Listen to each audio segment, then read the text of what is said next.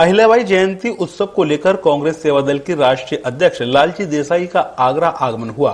उत्सव में भागीदारी के बाद शहर कांग्रेस कार्यालय पर प्रेस वार्ता का आयोजन किया गया, जिसमें आगरा कांग्रेस के सभी पदाधिकारियों ने हिस्सा लिया। सेवा दल के राष्ट्रीय अध्यक्ष ने राष्ट्रीय स्वयंसेवक संघ व भाजपा पर निशाना साधते हुए कहा कि देश में महंगाई व व्यवस्थाएं बढ़ती जा रही हैं।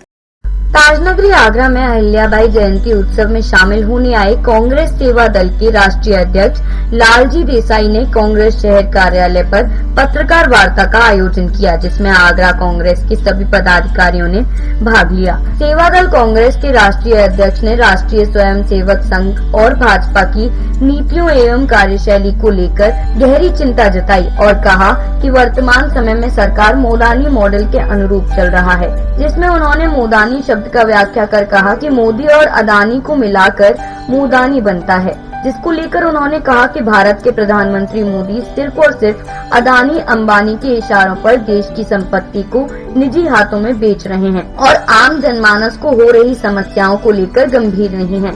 सेवा दल के राष्ट्रीय अध्यक्ष ने कांग्रेस की लोकसभा चुनाव 2024 को लेकर बताया कि लोकसभा चुनाव में कांग्रेस केंद्र में सरकार बनाएगी और भाजपा को 150 सीट पर ही सब्र करना पड़ेगा। इसका जीता जागता उदाहरण कर्नाटक में हुए विधानसभा चुनाव के परिणाम है, जिससे भाजपा ने मुंह की खाई है। देखिए, 2024 का चुनाव इस देश के भविष्य को तय करेगा और मुझे विश्वास है जो 1947 में देश का एक भावी तय हुआ था, इस बार 2024 में देश का नई आज़ादी का इतिहास लिखा जाएगा, क्योंकि गोरों ने लूटा था, अब चोरों ने लूटना शुरू किया है। तो हम तो वही कांग्रेसी हैं कि पहले लड़े थे गोरों से, अब लड़ेंगे इन चोरों से।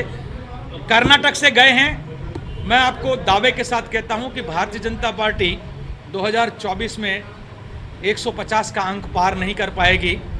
अभी क्या बदलाव आया है कांग्रेस में? जैसे राष्ट्रीय अध्यक्ष बदले हैं, सोनिया गांधी भी अभी खतरे आए, तो क्या बदलाव नजर आ रहा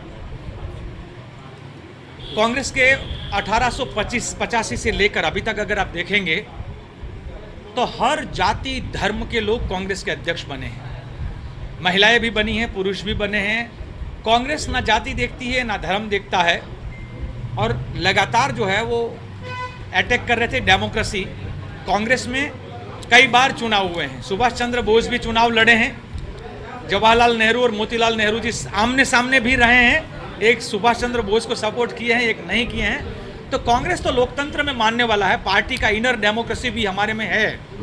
आज मैं आपकी बात को मैं इतना कहूँगा, भारतीय जनता पार्टी का अध्यक्ष कौन बनेगा वो भारतीय जनता पार्टी का सदस्य तय नहीं करता है, वो नागपुर में बैठे हुए आरएसएस के मुखिया तय करते हैं, जो आरएसएस के कभी सवाल पूछना चाहिए कि देश की 140 करोड़ जनता में 7 उनके सर सेनापति बने, वो 7 में से 6 चित्त पावन ब्राह्मण क्यों बने और एक ही ठाकुर, वो भी यूपी के चुनाव के लिए।